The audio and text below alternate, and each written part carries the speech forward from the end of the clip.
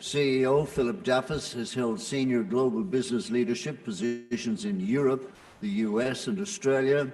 He's been instrumental in building global medical device businesses in the cardiovascular, diabetes, hearing impairment, and pathology sectors. Roles with Cochlear have included European Sales and Marketing Director based in London, prior to being promoted to Vice President Global Marketing based in Sydney.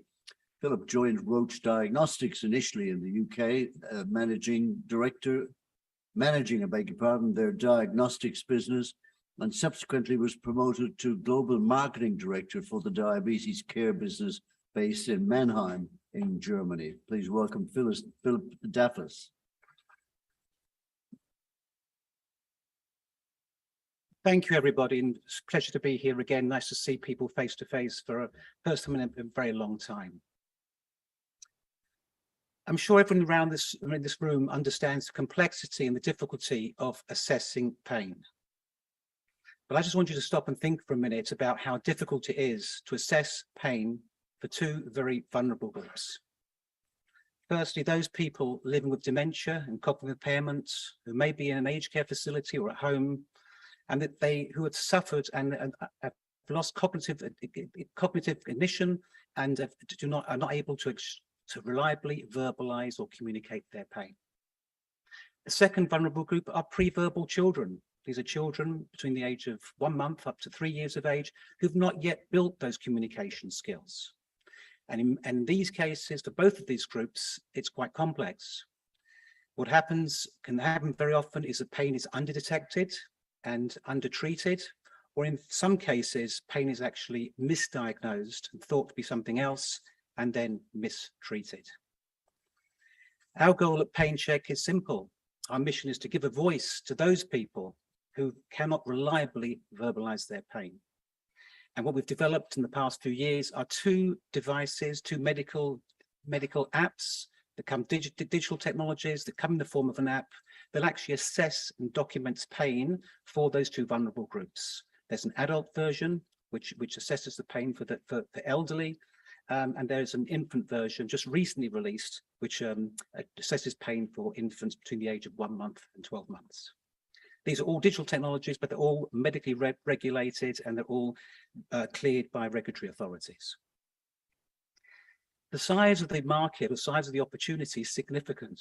There's 57 million people in the world living with dementia, and that's predicted to go up to 150 million by the year 2050. People with dementia occupy up to 1/3 of hospital beds at any one time. So if you think about the situation with dementia, people are living between home care, aged care, and hospital care. And those three markets are big opportunities for the PainChek technology. On the other extreme, there are 400 million pre-verbal children in the world at any one time. So children's actually dwarfs the dementia product or the adult product. And we see a very big opportunity with the kids products for home care use, for mums and dads to assess pain for their children at home as they would do temperature or other vital signs. So we started our journey with aged care. And the reason why we started in aged care, because that's where pain is a real issue. Or pain assessment is a real issue. 50% of people in aged care have dementia, and 80% of people in aged care suffer with chronic pain. So what we did in the first instance, we looked at the legacy assessment tools. A lot of tools out there, paper-based tools, been out there for many years that shows you how to assess pain for these people. What we did is we took those old tools, which are rarely used because they are very subjective, very complex to use. We intelligently automated the whole process and put it into a modern day app and digital technology. But most importantly, we also brought in artificial intelligence. We brought in AI for the use of camera technology to assess the most complex part of the assessment, which is assessing the microfacial features of pain that somebody like that would exhibit at any one time. What that means is that we eliminate all paperwork. We have more data points to assess pain. We log all pain scores. Every single pain assessment we do, we log and store on our database. We're actually creating the largest pain database in the world. And we integrate with all the clinical systems out there. All the clinical systems used in aged care or in home care, we've integrated with, so therefore you get a seamless delivery of the pain assessments into the care management or the medication management process. We started this process in 2017-18, and I want to report a little bit about how we've done so far with the adult technology. The other thing we did in the process is we were told by our clients who actually really liked the product. They said, we love your technology, the PainChek app, we love using it in aged care. But they said, but we want one tool to assess all pain. So for those who can't verbalize, use PainChek, we want PainChek to use and document the other people who can verbalize their pain. So we've now converted the PainChek technology into a universal pain assessment solution for all people in all situations. This is a short video I'm going to run now of how PainChek works. You turn the sound up, please.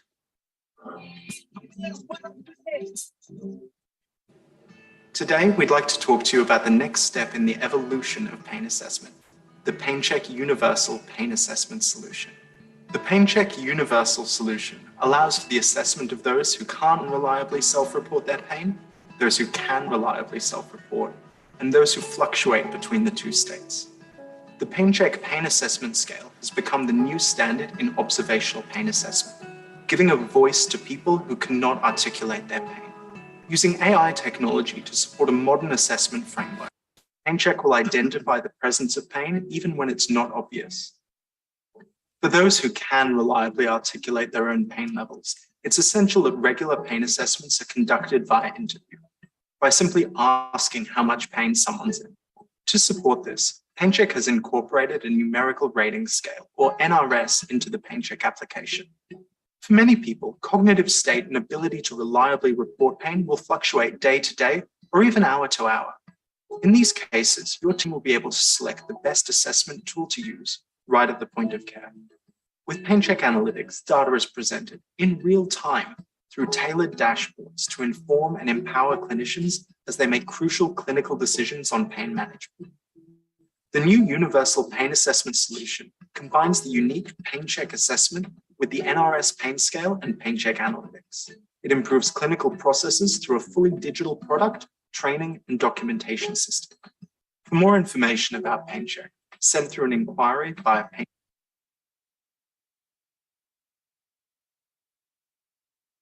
Areas we focus on. Firstly, we have our enterprise license, which is really focused on healthcare professionals. These are annual licenses for hospitals, for care homes, for home care and primary care.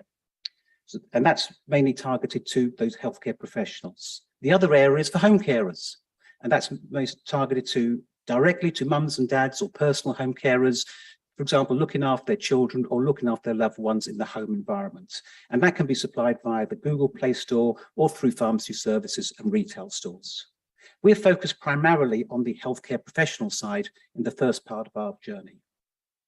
This is a summary of our revenue paths to date. We have close to over 36,000 beds now actually on license, on annual subscription licenses, just under $2 million in ARR.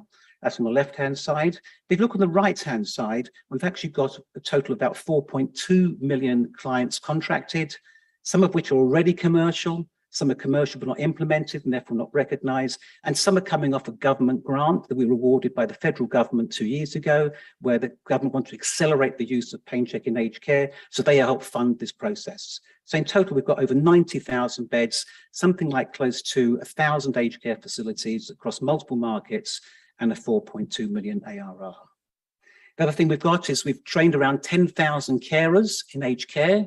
We've got 1.7 million plus pain assessments now documented onto our back end, which means gives us the largest database in the world. And we've got a strong sales pipeline in multiple markets. If you look at the actual market sizing for this, so we've got two markets here. We're looking at global aged care and home care. We see the aged care market being worth around a $300 million market opportunity. And the home care market, this is where more and more people are being treated at home and governments are setting up systems for home care. We see that being potentially 10 times the size of the aged care market as that comes to fruition. As part of our process, we integrate with care management systems and medication management systems in multiple countries. We've now got more than 30 partnerships with these companies who've integrated PainChek into their modules, allowing for seamless delivery of pain assessments and for better pain medication management.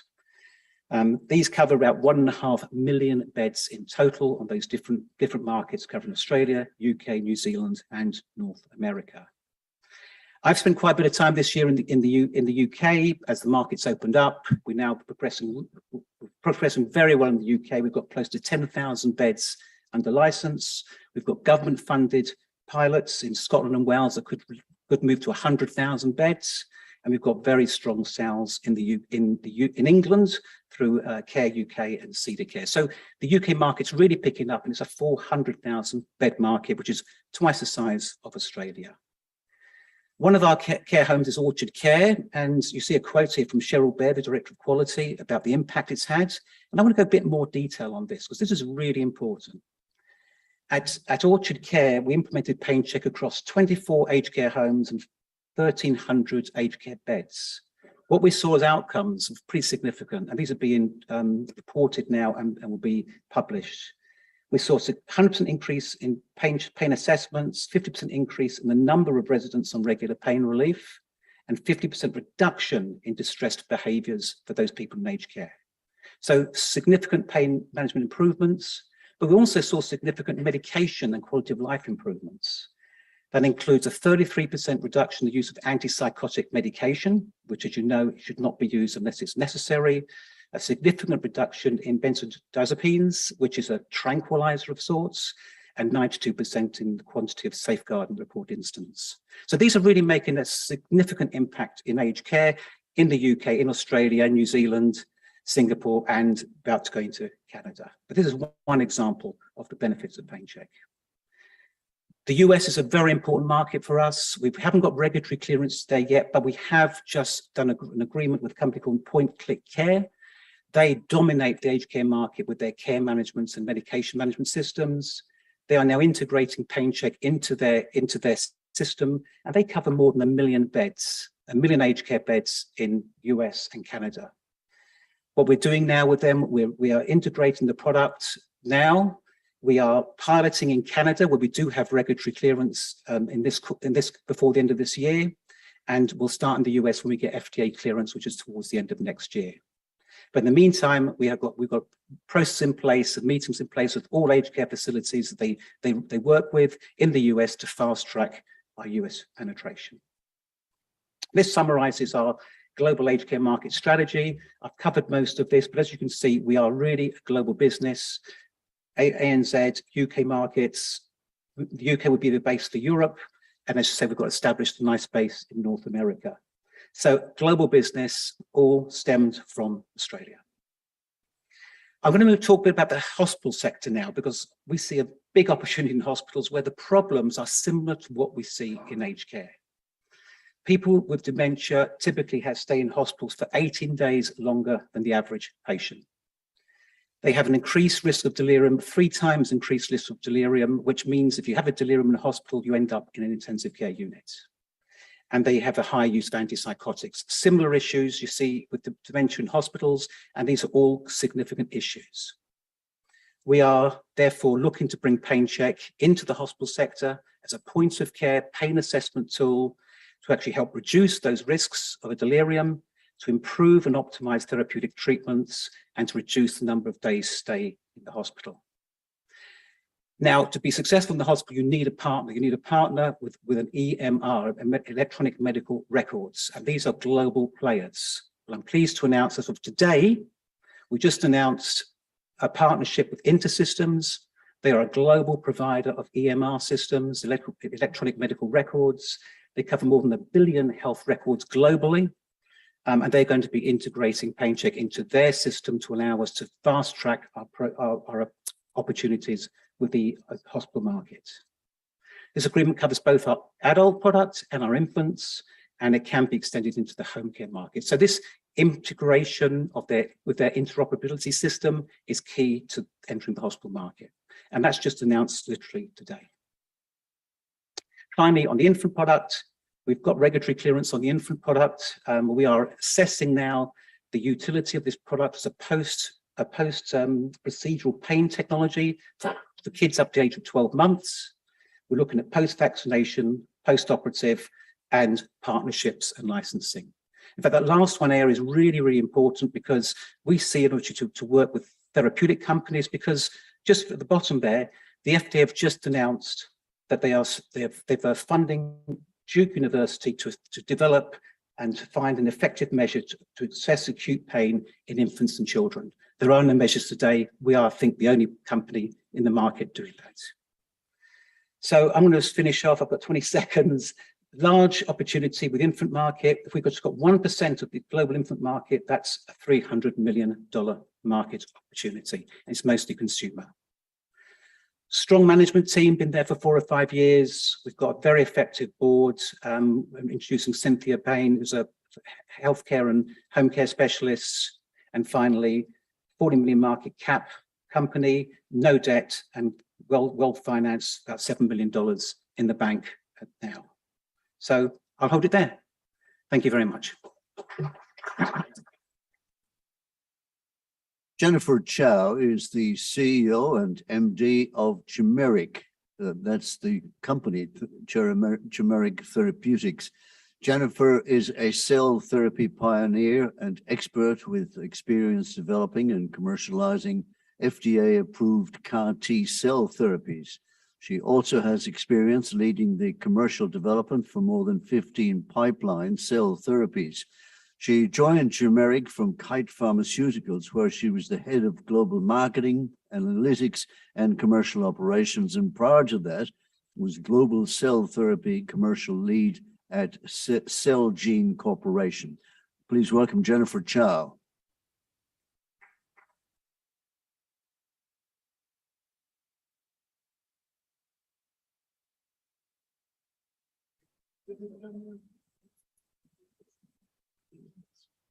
Hi.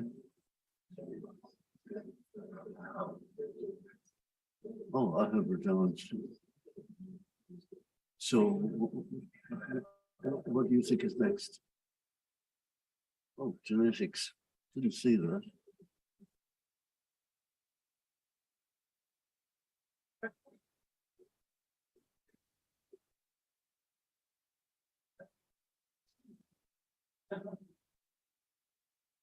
Okay, my apologies, ladies and gentlemen, but I am missing an introduction. However, the man who's going to present this next presentation will most eloquently do his own presentation introduction. Please make him welcome.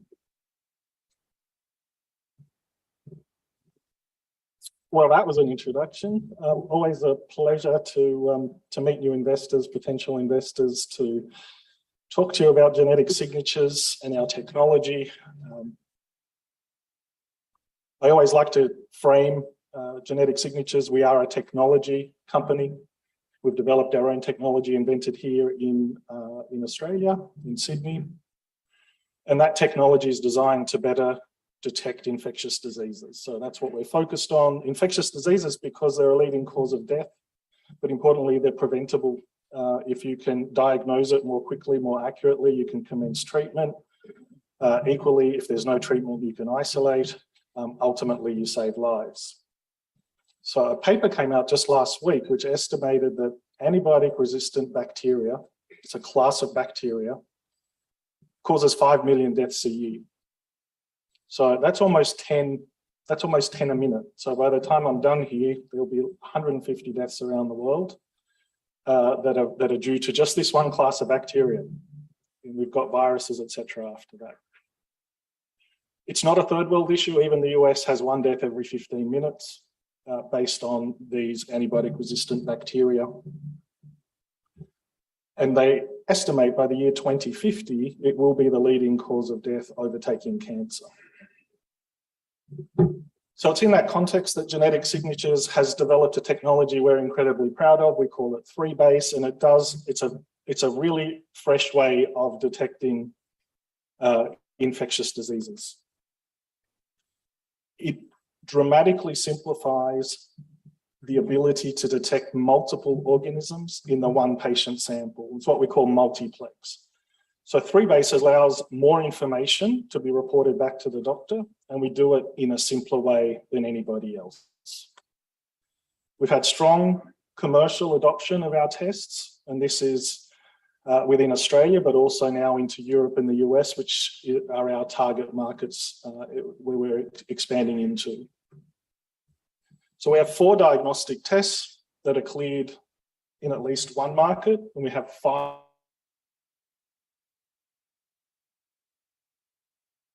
We have had strong revenue growth. Last year was our record 35 million.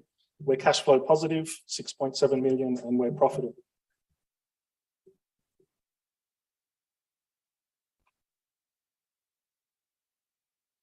As a snapshot, market cap's about 109 million. We have 32 million in cash, giving us an enterprise value of 76. So that is correct. We have almost a third of our market cap in cash, which probably speaks more to the price, but we have had some recent reports with a target price well above where we are at the moment. In terms of shareholders, Chris Abbott from Maple Brown Abbott was a co-founder. He founded us some 21 years ago, which is why he speaks for about 26% of the company. But we're delighted to have the likes of Perennial and Felity on the register. I've talked about the revenue growth. You can see it here graphically, strong growth since we listed. Our 4-year CAGR is 89%. The last quarter reported was 16% up from the prior preceding quarter. But what we're seeing now is a growing contribution from the international sales. And that's really leveraging the experience we've had in Australia. And that allowed us to have some COVID screening sites into Europe. And they are now transitioning away from just looking for one organism, SARS-CoV-2, and looking for a broad range of organisms that can cause the same symptoms.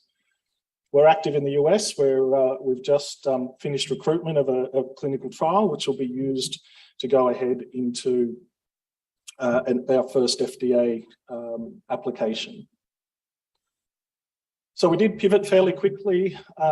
At the beginning of the pandemic, obviously, we've been around a long time. We were detecting the common coronaviruses then. It was an easy pivot for us, and we did well. But as you've heard today also, COVID screening is pulling back. It's not going away. It's simply becoming an extra target to look for. And that's what we're seeing now. We're seeing that those new customers that we've put on over the last 2 years are transitioning. They've only got a very few who are doing COVID only now. They're doing more broad screening for the greater respiratory targets and enteric targets. And we've embedded the technology in workflows that are very high throughput. So we don't look, sorry, I should say that our customers are the pathology labs. They buy our test kits and they perform them on patient samples. And we've designed it to be high throughput. So hundreds of patients a day or thousands of patients a day, up to 10,000 patients a day during COVID.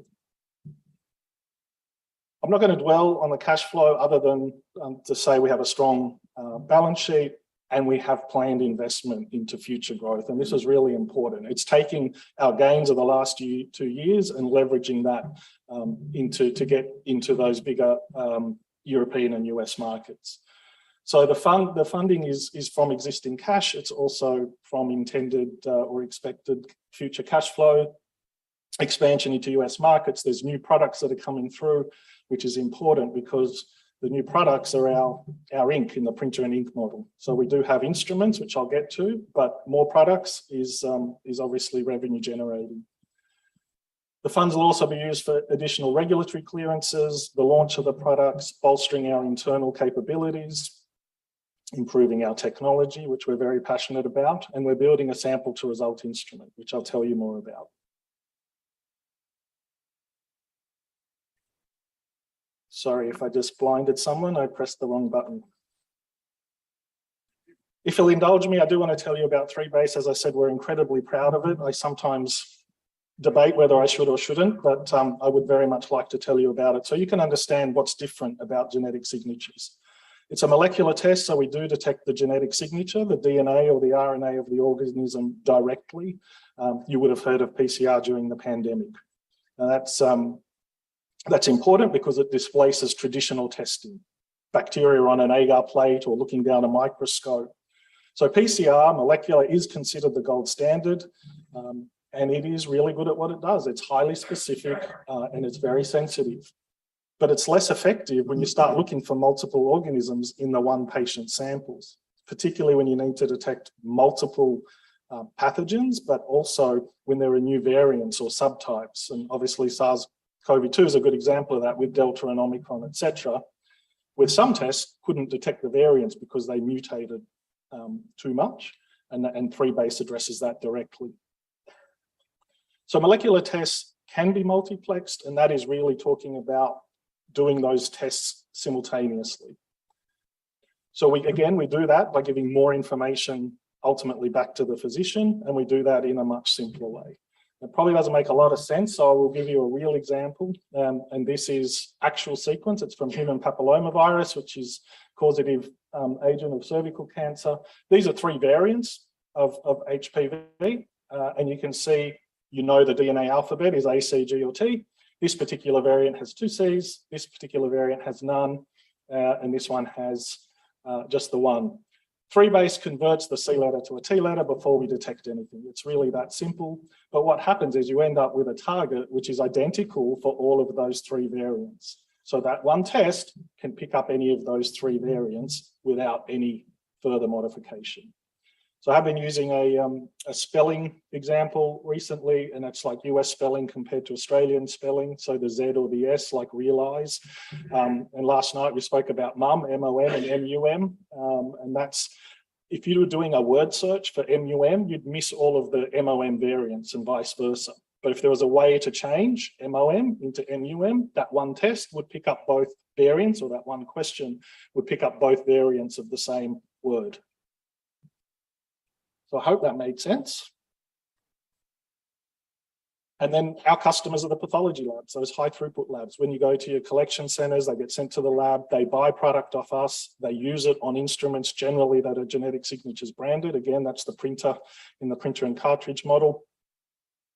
And for them, it's fairly invisible. They get a clinical sample, they convert it to 3-base, they do the PCR, and they report out the results.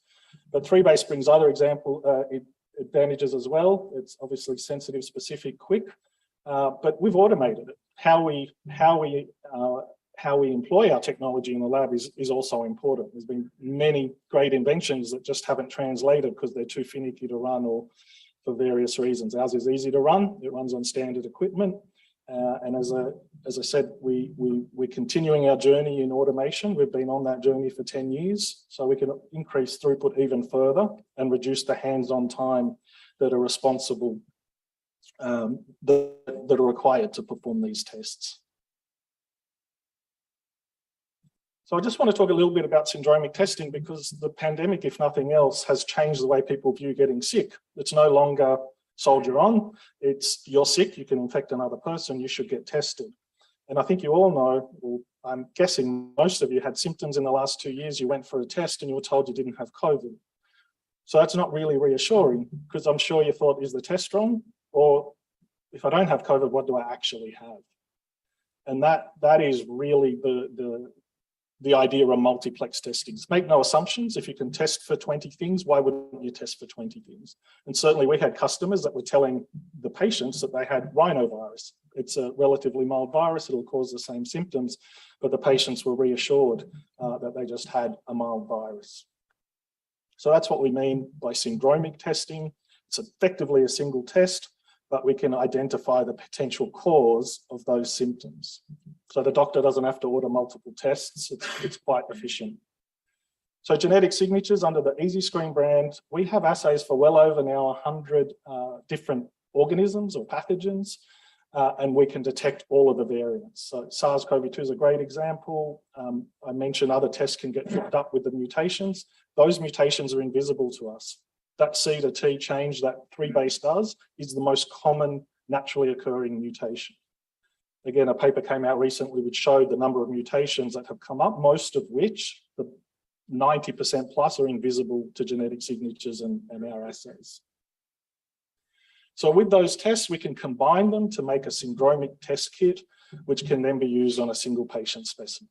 So obviously the organisms we're looking for in suspected gastroenteritis is very different to those that cause respiratory illness. There is some overlap, but generally they're quite distinct.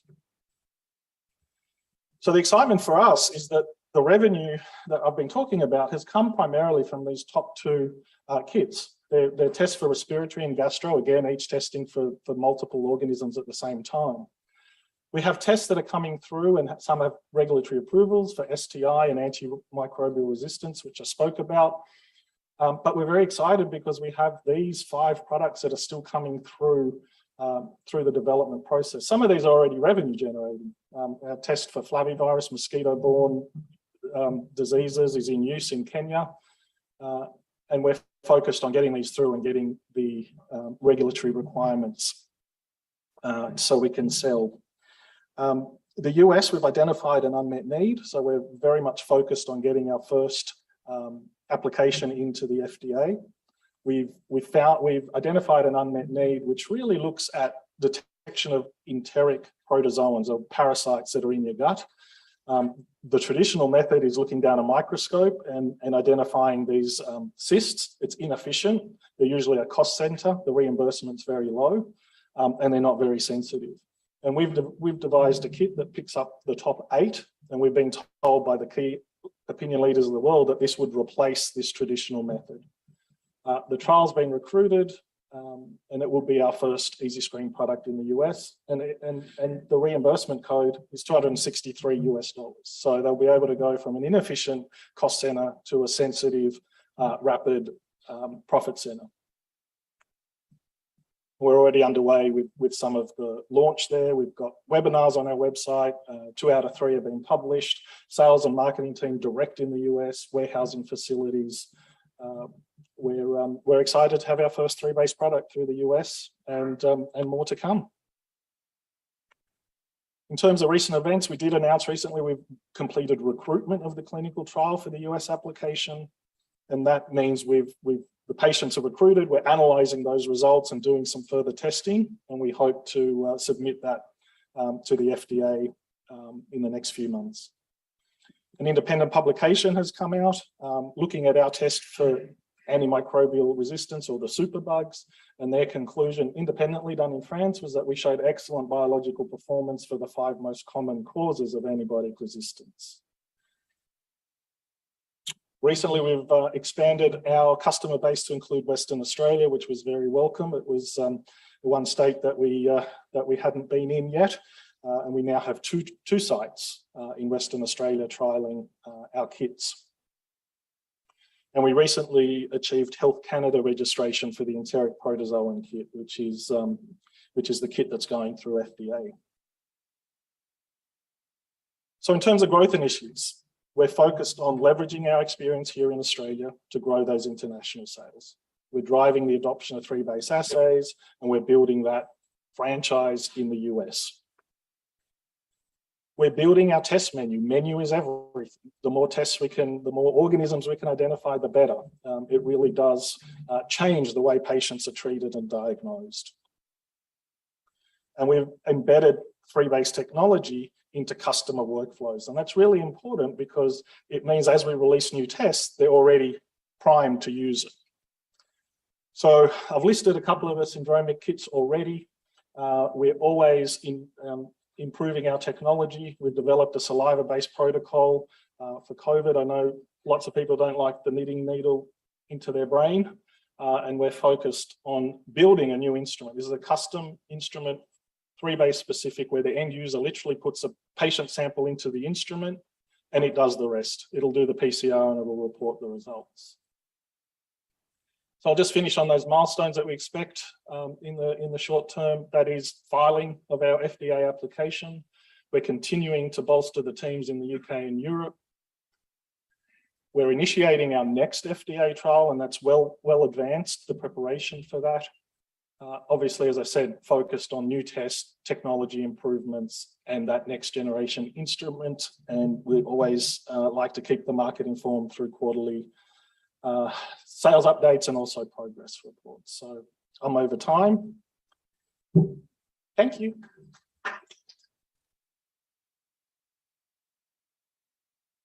Thank you very much. Now I'm taking my life in my hands for this next presentation because I really don't know if what I advertise is going to materialize. But nonetheless, ActivePort is an Australian company delivering networking software that streamlines complex technology for the IT and telecommunications industry.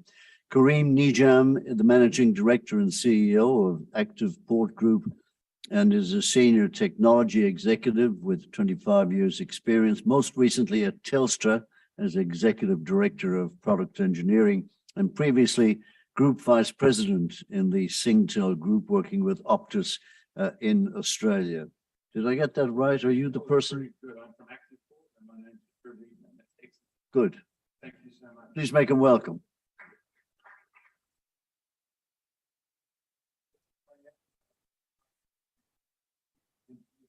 Text not the way they are. I know the waiting. There is much gap at start. Have the thought of done here and ActivePort is that we're one of the companies that's going to tax. So one of the companies that's going to come out of this depression. You'll see in a moment that we're having success in Australia, but most of them overseas. I've been, as I said, 25 years in technology and IT. I was 16 years at Office, where I finished as Group Vice President for the engineering, but also in Singapore. Then headed up to Telstra, where I ran product engineering. In Australia, with 1,500 people working in my team.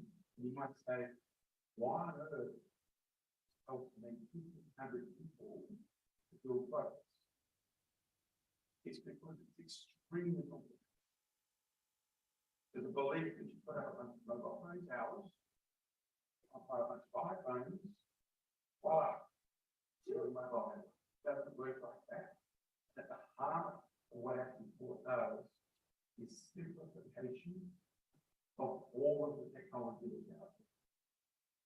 I'll go through that in a moment. Now, being a technologist, I love to sit here and talk to you about network functional virtualization, software defined networking, etc. I'm not going to do that. I'm going to start with our numbers. So this is what we look like a year post this. You'll see two sets of numbers up here. On the right-hand side, to list and to get our product moving, we pull 4 or 5 managed service providers together. They've been growing strong in their revenue, about 8% quarter on quarter, or about 35% for the year. That's the left-hand graph. On the right-hand side, you see what we're all about, and that's our software revenue.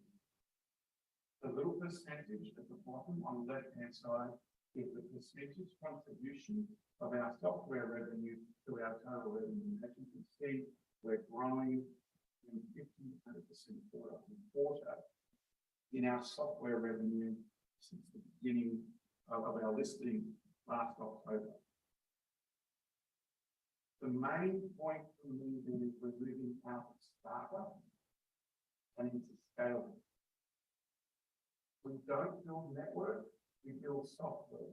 Now, these are our points of presence around the world. Now, these are coordination points for our software. This is the number of customers we have today. This is the number of customers we will have by the end of the financial year. Okay? That's our point of presence. That's the customers we have now. That's the customers we will have deployed by the end of the financial year. And you'll notice we're starting to get a cluster into Africa, the Middle East, and into India and Asia. That is where most of the demand for our software is coming from. Now, you've seen the numbers, you understand what we're on about, but where did we come from and what are we actually trying to do? What is it we do? This is actually my point. Technology isn't great until a customer says it. You've all experienced what Apple has done. You've all experienced what Amazon has done. And what these companies have done is taken this incredibly complicated technology environment and made it extremely simple. Whether it's on your smartphone, whether it's buying things from Amazon, we are doing exactly the same thing in global networking and technology. So what we're aiming at is enhancing productivity, lowering operational costs, and creating new revenue streams. So we're running a telecommunications company anywhere in the world, and you're given the opportunity to reduce costs and drive revenue simultaneously, you will take it.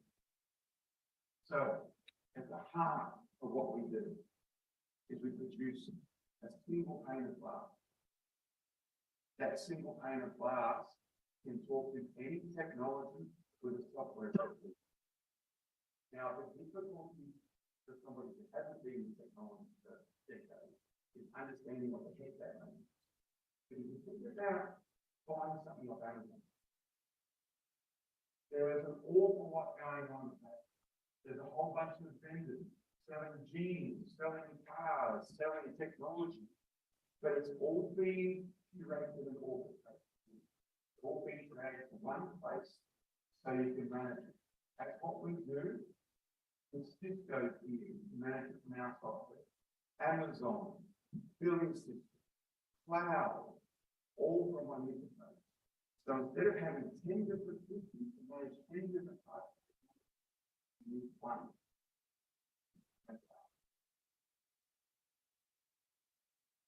Once you've got a powerful tool like ours, you can apply it to a whole bunch of different areas. Software-defined network working refers to building networks and software globally. Using our software, you can build a network between Tokyo and Dallas in 8 seconds.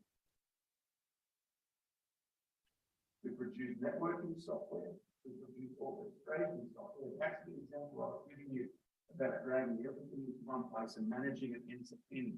So we have one particular exciting company called Nejaim that we sell to, who's gone into cloud gaming. And I'll go through some numbers for you in a moment, but Nejaim are selling 20 telecommunications. We've rolled in our software, and if you total up the number of customers inside those 20 telcos, it's a billion. So we've got access to a massive market, and we're growing, as I showed, internationally. But the areas of growth in the more traditional, you see there, the software networking is growing at 70%. More about 1 billion to 30 billion. And you hear more and more and more about cloud and cloud networking. That's where we play as well. This is how we charge. We charge monthly recurring, really simple. If you use our networking software, it's around about $60 per month. If you use our orchestration capability, it's around about $15 per month. Everything you orchestrate, every network you build, you pay for life. So grow month on month. We're seeing a bunch of customers and saying, hey, we'd like to give you all the cost over 3 years up front. That's fine with me. Paying up front, that's brilliant. That's what our model looks like. That's how we generate revenue month on month. We sell through managed service partners. We sell with gaming providers, and we also have direct sales. So we have a wholesale. We're enabling everybody to use our software. It's managed service provider, telco, IT department, or an enterprise. But this is the slide that I'll spend a few seconds on to give you an idea of. We have a large customer in Nejaim. We're selling to more than 20 telcos globally. That's putting our software into those 20 telecommunications companies. And as I said, the total number of customers for those companies is 1 billion. For every customer that Nejaim gets, we get licensing revenue. We have the deal platform that really well in the startup. That has a business model a little bit like Megapix. What ActivePort software does for Lightstream is that it's the front end of their business. For any customer of Lightstream, Lightstorm, that wants to buy a Lightstorm product, it goes through our software in order to do so. Lightstorm are funded by ActivePort Capital, presently in India, heading into Indonesia, and then heading east and west of the Middle East. As I said, it's a model a little bit like Nejaim. Nejaim is limited in a 25 million population. Lightstorm is 1.2 million. We've seen take-up outside of telco. We do some direct sales. We are super popular in Africa. We now have 3 African banks, 4 African banks. Electricity is going to be the biggest power provider in the bid we're rolling out with now. To connect all of their power and connect all of their offices. We're not exactly sure how they count, but we're extremely glad they did. So we're getting utility providers working with us. Lightstorm, because they can drop 5 different software providers and just you're going to say, it sounds like a great problem, the CEO and MD of ActivePort, but I'm in the process of working out how I'm going to service Indonesia, Malaysia, Thailand, and Vietnam and all out. Because I've got to grow the business internationally. At the same time, we're managing cash, we're managing our revenues, it's been covered all comes together at the time. So what I like to say, or what the chairman likes to say, we've got to quickly move out of the startup and move into the scale-up, because for some of our whether they be telco, whether they be enterprise, whether they be others, in region, in time zone, and in language. That means India, so that's what I mean when I say that we're moving from startup. Now, our software came into creation about 5 years ago. Middleton, a CTO, dreaming. And that dream is to make global telco, global networking, using global technology as simple as it possibly can be. If he had his way, all we would need to do for enterprise is run quickly to a wall. That's what we're doing. That's where the smart folders start. But what we're seeing is that take up on a global basis across IT, telco, and enterprise, which is going to fuel our growth into the future. And I hope to be able to stand in front of a group of people and say to my next course showing that revenue growth for Australia has continued to keep going between 150 and 100% quarterly, and also we are not far, I hope, in this year, which again will be able to utilize knowledge and smartphone and all of that. So we're ATV and sitting outside. Please don't mind. Thank you so much.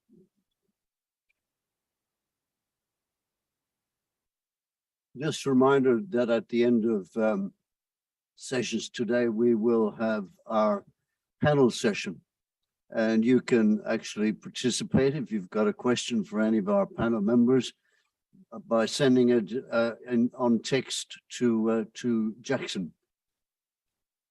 All right. Next presentation.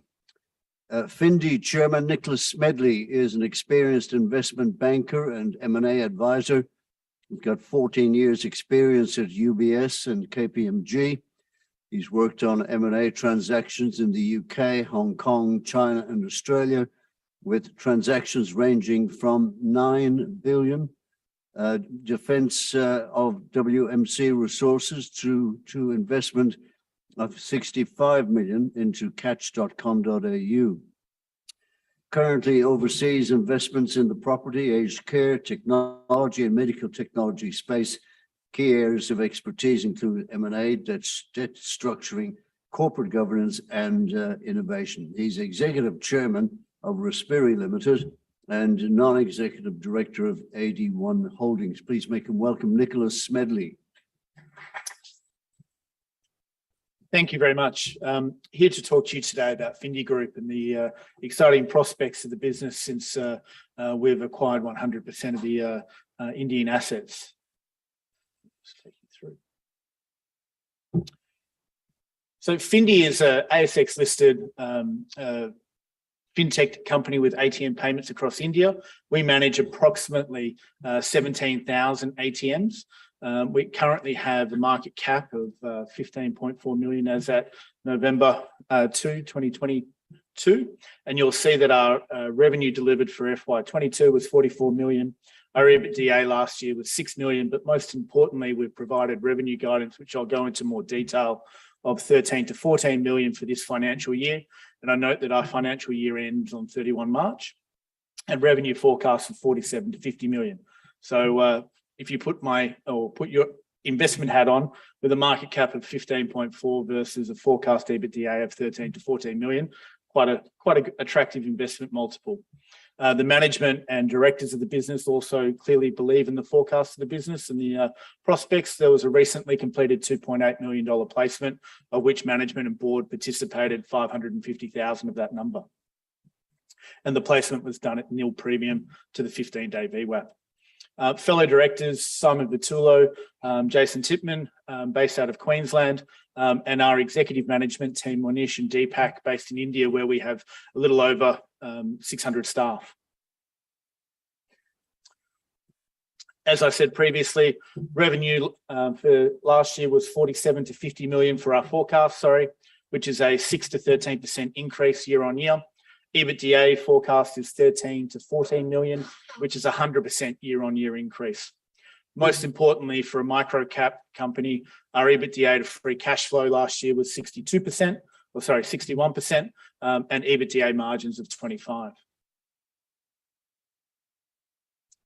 We had a significant win in the last few weeks that were announced to the ASX. One of our largest contracts, which is State Bank of India, which accounts for just under 4,000 ATMs, was extended.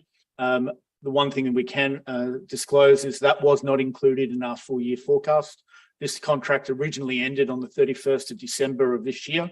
So for the final quarter of this year, there was no inclusion in that contract. So we've given revenue up guidance effectively of an additional $8 to $10 million of revenue. And you can obviously extrapolate our EBITDA margins of about 25%. Findi is an interesting business. It's more from a business 2 years ago, which was in cybersecurity. Our predecessors sold that business and we were left with a 25% interest in what is now known as Findi or TSI at the time in India. We had a transaction in February of this year where we acquired the final 70 or the other 75% of this business. We now own 100%. At that point in time, we've also done a rebrand with Findi going on the ASX in September of this year. Now, the most important thing about the business for us is it's a massive market in India, 32 trillion in currency in circulation, and slides coming up will show that cash in circulation has increased significantly, as well as percentage of cash in transactions. We have long contracted revenues. We won a significant contract with the Central Bank of India in the middle of this year. That is a 5-year contract, which forecasts to double our revenues over the 5 years. We've just, as said, got an extension with the State Bank of India for an additional 12 months, and with that to be retendered over the next 12 months, which be very well placed to secure. Last year, we had 6 million in pro forma EBITDA. This year, that will be 13 to 14 million EBITDA. Very strong management team in India, as said, with 600 staff across 4 city locations and in 20 states across India. And most importantly, very strong cash flow positive business, with EBITDA to free cash flow conversion of 61%. Last year, we managed or transacted 1.5 trillion Indian rupees across our ATM network and digital payments businesses. We had more than 1 billion individual transactions at our ATMs. As said, we have ATMs across 20 states, and we work with over 20 institutions across India. 17,000 ATMs of those which are managed and owned by Findi. And our digital payments business has more than 7,000 merchants and growing. One of the biggest things in investing in India that you have to look at, that we had to do as a management team, is cash is a very different situation in India. It's not going anywhere in any time soon. The economy itself has only 15% of the population that pays tax. So therefore, 85% of the economy actually operates in cash. For us as well, we're a full service operator. We're there for first line maintenance, ATM supply, managed services, as well as white label and ATM management, e-surveillance, payment processing, and utility services. So we are a one-stop shop for where we manage outsource ATMs that we also do ourselves. As stated, our managed services business accounts for about 90% of the business, but most importantly, our Findi Pay business, which is our digital payments platform, represents 10% and is growing strongly. As stated, we have more than 7,000 merchants that are on that platform now, which is growing on a quarter-by-quarter basis of about 10 to 15%.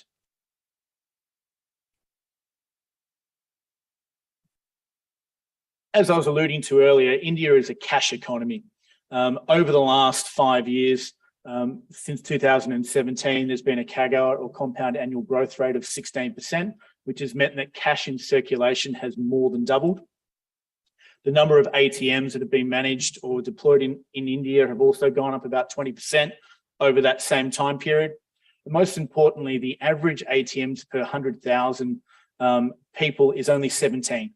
The global average is 43. And in an economy like Australia, just by point of reference, there's over 100 to 1 on that same ratio. So 100 ATMs per 100,000 people in Australia. So very small penetration at the moment, with that looking to grow over the coming years. E-commerce is also a very unique proposition in India. In Australia, obviously, you'd log on to Amazon and order your goods, pay by credit card, and it'd be delivered to your home shortly thereafter. In India, 80% of e-commerce transactions are actually completed by cash. The actual payment from the end user to the merchant is facilitated by a merchant network, of which we have 7,000, and paid in cash. Very different nuance compared to the Australian market. And that's because of the, how can I put it, infrastructure in place in India. We can't see that dynamic changing anytime soon.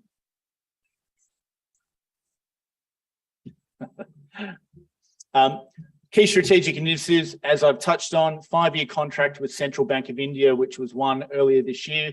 That will place an additional 3,175 ATMs that we manage. Most importantly, that contract is for 5 years. It has guaranteed minimum revenues on a month-by-month basis. So there is no cash burn, cash flow positive from month 1 for every new ATM that's deployed. Rollout has commenced and will be completed December, January of this year, of which then there'll still be 5 years of contract life. As also stated, that will give us an additional annualized revenue once fully deployed of $25 to $30 million. That's on top of the forecast guidance already provided. We're also looking to transition into white label ATMs. Part of the capital raise that was done just a couple of weeks ago was to shore up the balance sheet position of the company to ensure that we met the regulatory requirements for the Indian authorities for that application, which is now underway and would be expected to be awarded sometime in this financial year for us. Payments and digital banking solutions is the future of the business. We look at ourselves as a self-funded fintech. We have a great cash cow and operating business from the ATM network that we currently have. That free cash flow is being put into our digital payments business, which, as stated, is growing significantly and will be the future of the business as we transition. If there's any questions, I'll be outside, so please feel free to come and speak to me. Thank you very much.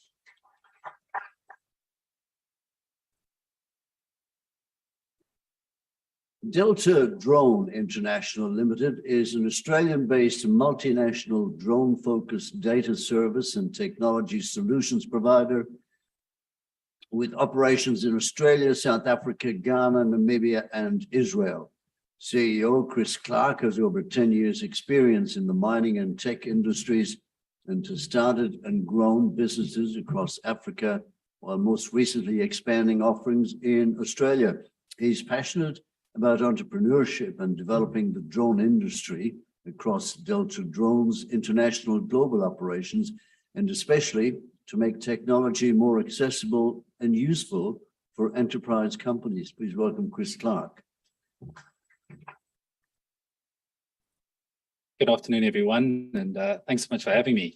I know it's late in the afternoon, so I'll make sure not to drone on for too long, but oh, sorry, I thought we're nearly at the end.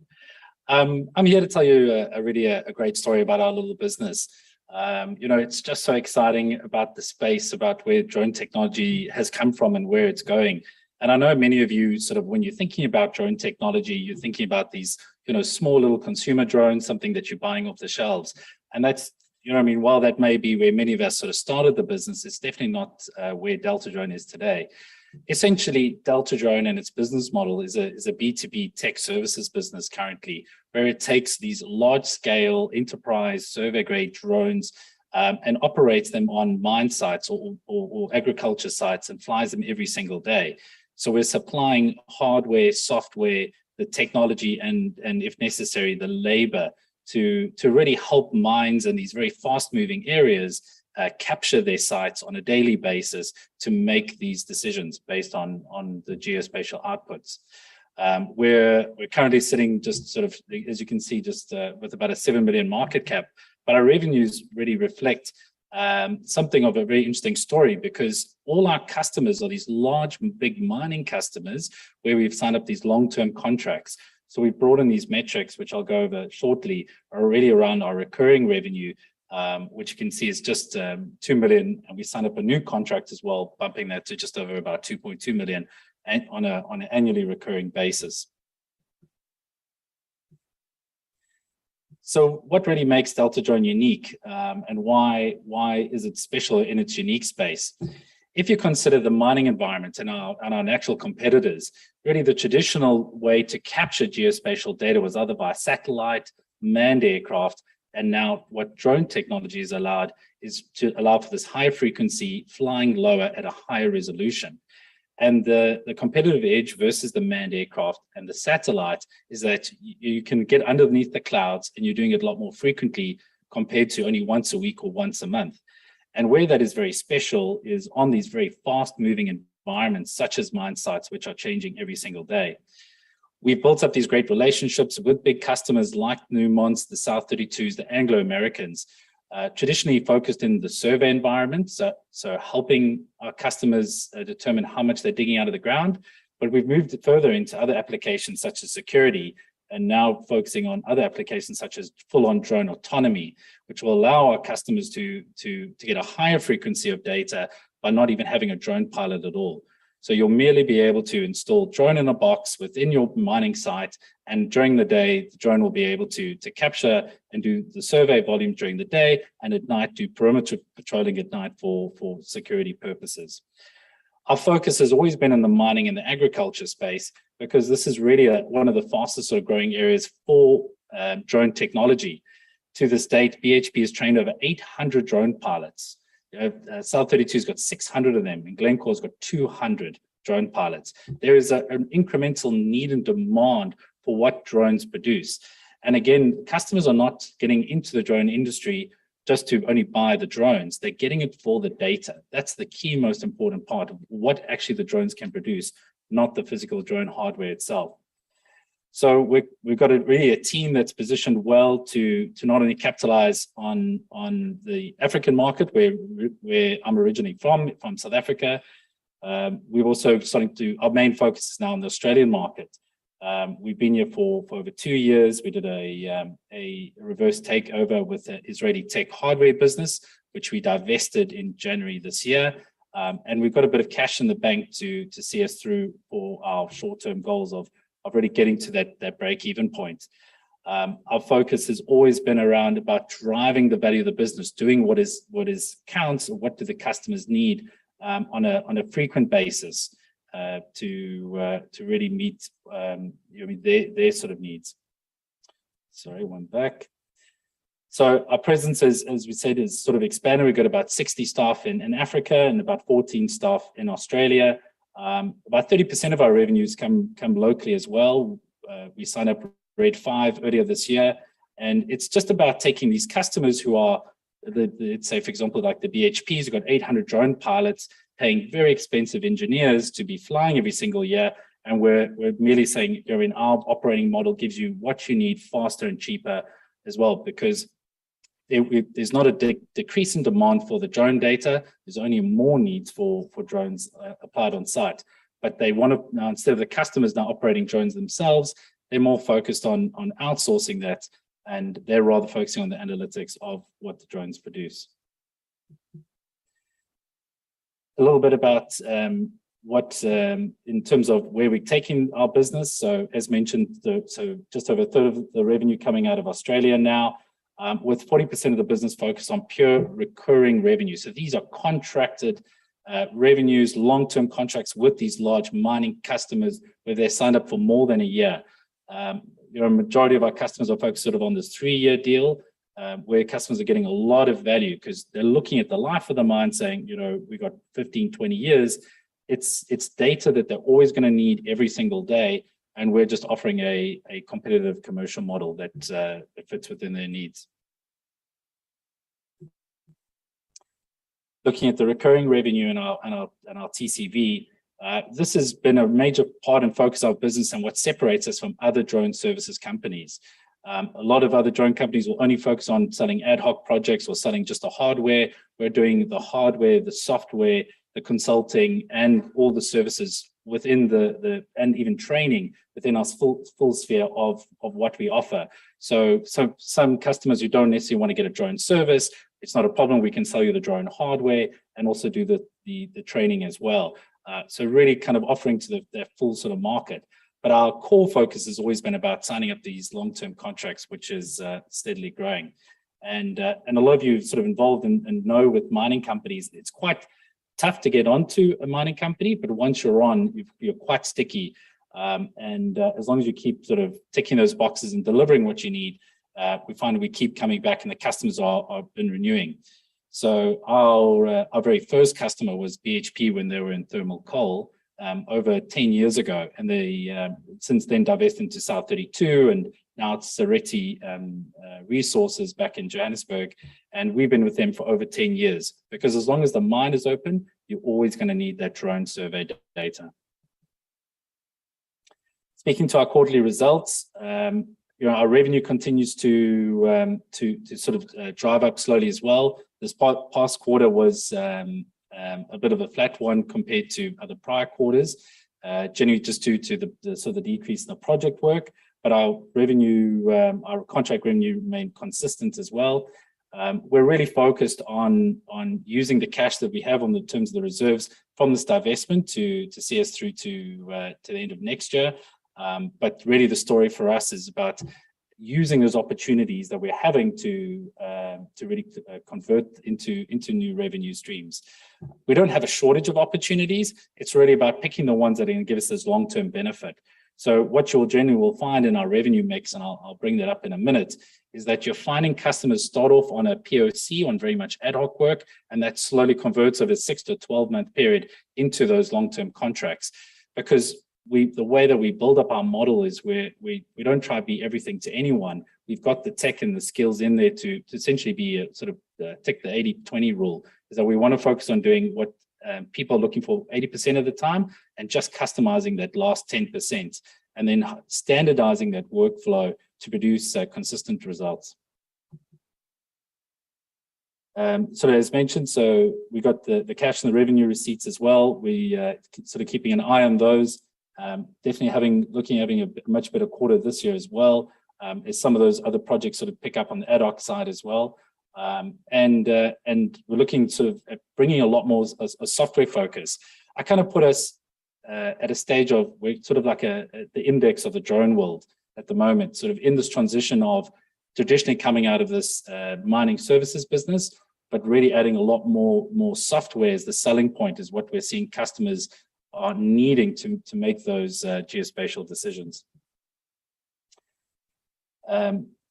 So 40% of the revenue is contract-based, and we really got, what's interesting in terms of this breakdown is that you've got this really kind of sweet spot of customers who are not in the contract, who've got not a dedicated contract, but who've been with us for a very long time. So that 34% sort of piece of the burger there, on sort of other sides between the patty, that 34% is really this ad hoc work where we're getting consistently focusing on things like agriculture projects, doing plant counting, doing sheep counting, ad hoc sort of survey work as well. But a lot of the customers have also been with us for a long time, and we classify them within that 26% category. Where we're going to be taking this business, and where do we see the market in terms of drone technology growing? We're very much aware that our original core market is always about focus around the capture side, and we've already perfected the business today about how to get that at scale. So we can very quickly, within 30 to 40 days from the start of a new contract, deploy to site the technology, the people, what we need to do to onboard a particular contract. So we've perfected the model of data capture, and we can do this quicker than even what manned aircraft can do. And essentially what we've done is then built the workflow of taking all this raw data and being able to quantify it and report it into a format that the customers actually need to make their decisions, be it in a survey or an engineering or even an agriculture sense. And what we're starting to focus on is a lot more autonomy, is how to get that capture element done a lot quicker and integrating that with cloud-based software platforms to produce the reports, not within 5 days, but within 2. So we're again pivoting the business in the front end, and this doesn't change any of our core operations. It's just about the way in which we position ourselves to customers and how we describe in the products and what we do. So a lot of the information that we're capturing, if you think about it, we've got these long range, really sophisticated pieces of equipment which are capturing very large areas. We're only a handful of operators in the country to operate what they call beyond visual line of sight. The complexities around getting this kind of licensing locally is it takes a really long time, and it gives us this sort of builds the moat for us to operate these larger pieces of equipment. And when you're capturing the entire mine site and digitizing the day, the idea is that you're then cutting this up and sort of producing data for each individual department. So you're producing the data at a lot lower cost rate than what the mines can do it themselves. But then you're also adding on top of that the insights and the information that they need to make their decisions. So we're all the way from doing using drone technology from the environmental all the way even to doing tailings monitoring.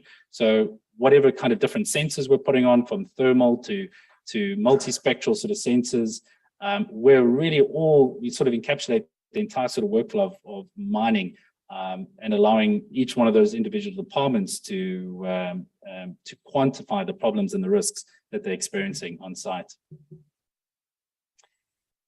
Where we're developing the model is, so at the bottom there, we sort of speak about this data acquisition side. This is what we've got down and what we've been doing really well for the last 10 years. Long range capabilities, drones provide a higher resolution than manned aircraft, and we do it a lot faster and quicker than what satellites and manned aircraft can do. In the last 2 years, we've developed on our AI and recognition models. So this is essentially training up detectors to detect any kind of asset, be it from georeferencing weeds for precision agriculture, to counting the heads of cattle and sheep, to even quantifying any kind of other risks that you're seeing on a mine.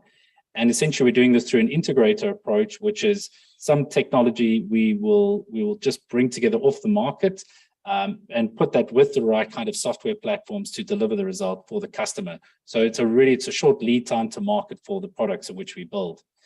Because essentially where the customers want is we're turning pixels into profits. Customers don't actually want to own drones. They don't want to operate drones. What they just need at the end of the day is a number on an Excel spreadsheet. And it's all about how to do that efficiently and quickly for them to quantify the results.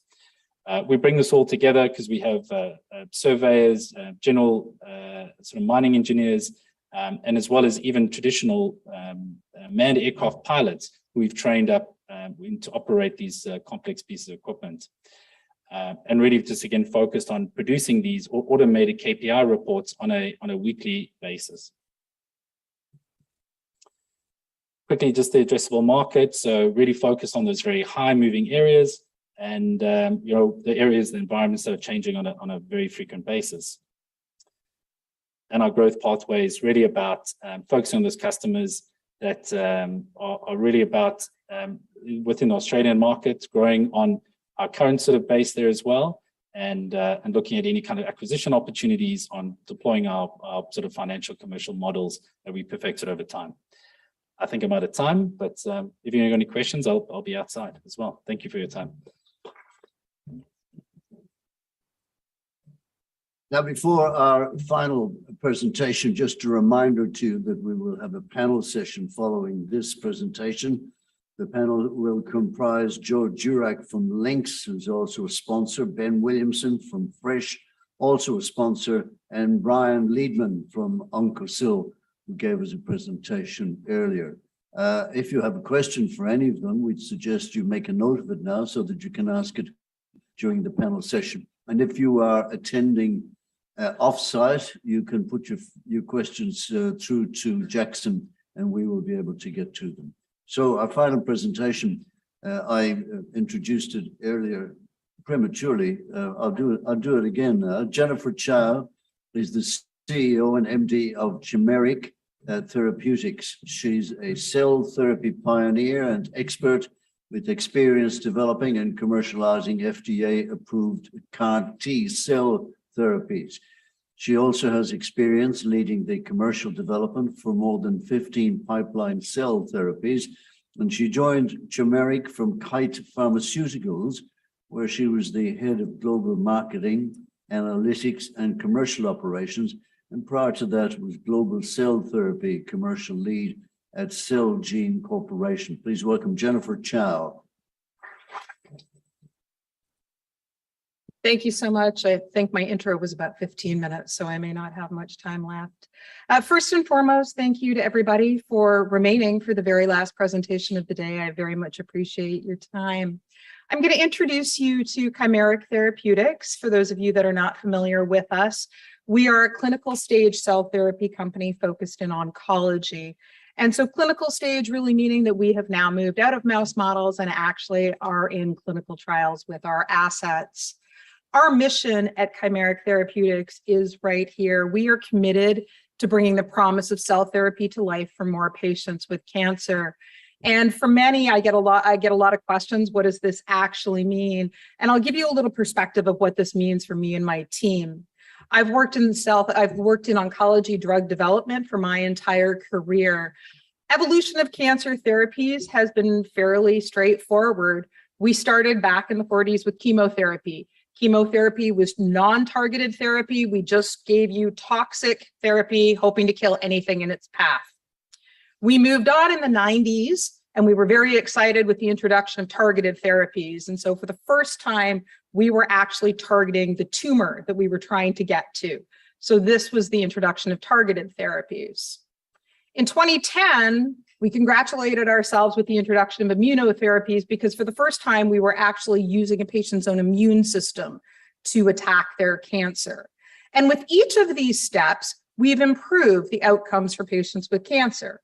We've gone from chemotherapies, and what you're looking at is very simply at the top left, 100% of patients are alive over the course of time with cancer, how they pass away. Chemotherapy had minimal impact against that. Targeted therapies improve short-term survival more than long-term survival. And then we saw long-term survival improve a bit with immunotherapies. In 2017, I worked on the approval of the very first CAR T-cell therapy.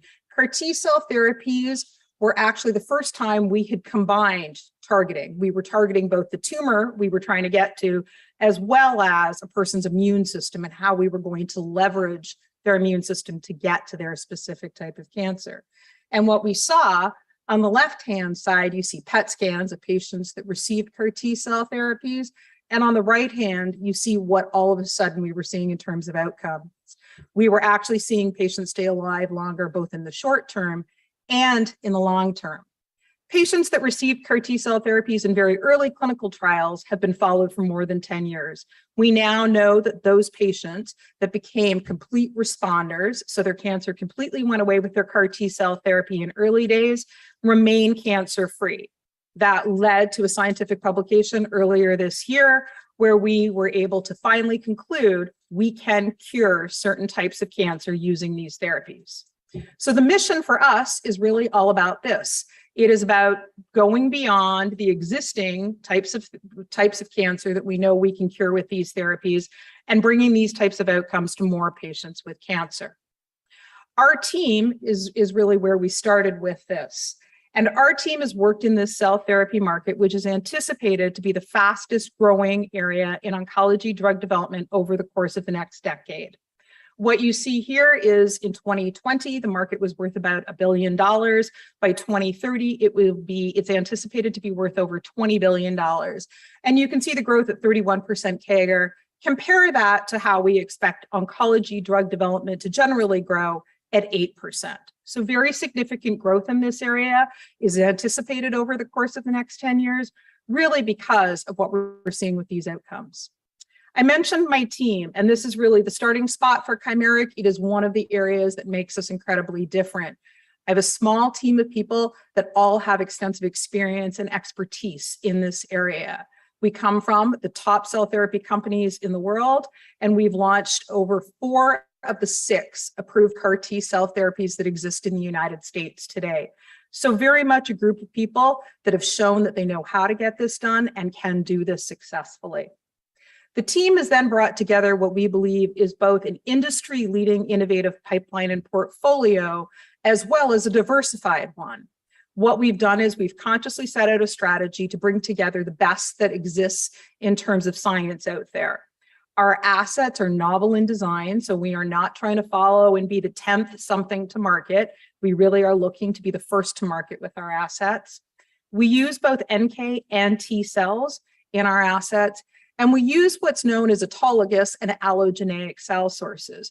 And what that means is either it's a therapy that is derived directly from cells inside one patient, or it's therapy that is derived from cells that come from a healthy donor. And this is what our pipeline looks like today. This pipeline actually differentiates us in the cell therapy space across multiple companies that are working in the space. And you can see by leveraging NK and T cells, by leveraging auto and allo therapies, our portfolio is very differentiated. I'll give you some quick highlights of where we are, because I started by telling you we're a clinical stage company. With that comes clinical data. So I'll give you some insight into how we're actually doing with our assets as we've moved into clinic with them. I'll start with our NK cell therapies. And so these are what we refer to as allogeneic therapies or off-the-shelf therapies. What you see drawn out here very simply is how they work. We get cells from a healthy donor. We take those cells, we isolate the NK cells, we engineer them, we freeze them in bags, so multiple bags.